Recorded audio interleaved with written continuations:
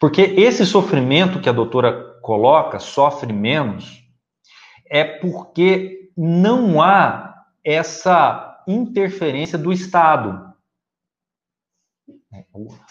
O que é a advocacia reativa? A advocacia reativa, ela precisa do Estado. Tanto a advocacia extrajudicial, em regra, né? Como a advocacia judicial, o advogado precisa do Estado. Sempre foi assim. Então, existe um conflito, existe um problema jurídico, e aí o Estado é chamado. Na verdade, não é só chamado para falar, né? Para sentenciar. Nós é que usamos todo o sistema do Estado, toda a estrutura do Estado, para termos lá aquela certificação do nosso direito ou não. E aí, esse Estado é que é o problema. Ele gera o sofrimento. Sofrimento de várias formas, seja na demora, seja nas incertezas. Porque uma coisa é o advogado não produzir o resultado. Isso é um fato. Nós somos advocacia de meio. Outra coisa é você não ter a menor previsibilidade do resultado.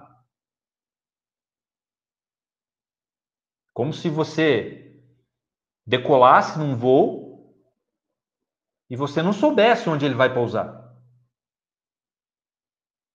Pode ter problema. Pode ser que o avião tenha algum problema e ele precise fazer um pouso de emergência, pode ser, mas ele tem uma rota. Existe uma previsão. Na vida, a previsão, ela é saudável. Ela é da essência humana. Mas no judiciário, infelizmente, acabou essa previsibilidade. Nós não temos. E não é mais pelo ser humano, pura e simplesmente, pelo juiz. É pelo próprio sistema. Que não dá condições efetivas, por exemplo, de que se dê essa previsibilidade, de que se tenha uma sentença justa, uma decisão justa. Então, o advogado que trabalha de forma reativa, ele sofre muito mais. Ele sofre muito mais. Por quê? Porque ele está à mercê do sistema. Gente, o advogado tem um negócio. Nós temos uma empresa. E aí, quando nós só temos processos judiciais, só advogamos com processo, a gente entrega toda a essência da nossa empresa nas mãos do Estado. É assim. Quer um exemplo disso? Quando o advogado fecha um contrato de honorários para uma ação X. Então, sei lá, ele fecha um contrato de honorários para fazer uma reclamatória trabalhista. E aí, ele cobra lá 20%. Exemplo, ele cobra 20% ali do proveito econômico. E aí, o advogado sabe, sei lá, que aproximadamente a ação vai gerar mais ou menos 100 mil reais. Então, o advogado sabe ali de antemão que ele vai ter um honorário de 20 mil reais aproximadamente. O que ele faz? Ele fecha o contrato. Mas olha só que interessante. Ele não sabe quanto vai custar a hora dele. Ele não sabe. Além de ele contar com a incerteza. O juiz, o desembargador, em segunda instância, indeferir algum pedido que ele tem certeza que é devido. Que ele talvez a testemunha vai titubear no depoimento, a testemunha não vai conseguir ser convincente, enfim. Além disso, ele não sabe quanto custa a hora dele. Porque ele não sabe. Sabe o que pode acontecer com esse processo? Ele ganha, a empresa recorre.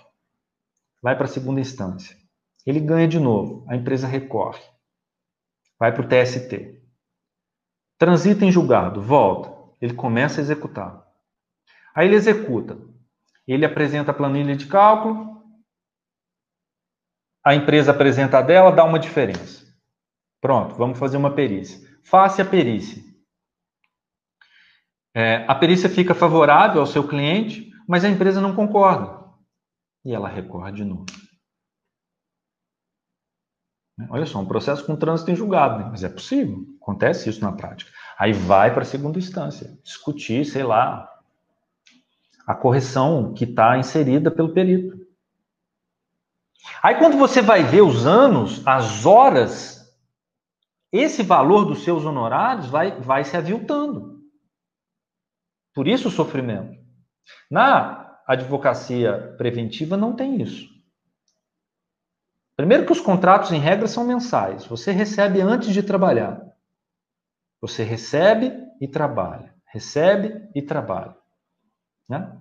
Você emite o que você precisa, você dá um prazo para que te entreguem alguma documentação, para você elaborar um contrato, para você dar um parecer. Esse prazo é respeitado pela empresa, ela te entrega esse documento. A empresa pergunta para você quantos dias você precisa para emitir seu parecer, você diz quantos dias, esse prazo é respeitado. Então, o prazo na advocacia preventiva é justo. Não que não exista, ele é justo. Na advocacia reativa, ele é completamente injusto.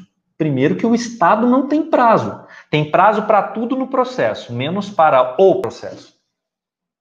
O processo não tem prazo, né? Mas tem prazo. Tem prazo para contestar, tem prazo para impugnar, tem prazo para recorrer, né? Mas não tem prazo para terminar o processo. Então o advogado na advocacia reativa sofre mais. Quando a gente pondera, quando a gente coloca na ponta do papel, na ponta do lápis, no papel, a advocacia reativa e a preventiva, elas são muito desproporcionais. Na parte do faturamento, no lucro, a advocacia preventiva é muito mais lucrativa. Na parte da satisfação pessoal de se trabalhar, a gente trabalha com muito mais liberdade, com muito menos pressão, com muito mais, como a doutora colocou, com muito mais previsibilidade. Não há interferência de terceiros como há na advocacia reativa, a interferência do Estado. Você consegue montar seu horário, você consegue estabelecer uma liberdade geográfica, consegue trabalhar à distância hoje, né, com tudo isso que mudou nesse último ano de aparato tecnológico, principalmente nas consultorias entre advogados e empresas. Então você consegue ter mais um alcance muito maior. A satisfação do cliente surreal, né? Na advocacia reativa, o cliente, em regra, ele precisa de duas entregas. Uma, o resultado em si, que é o que ele espera, o resultado do processo. Né? O outro, o timing dessa entrega.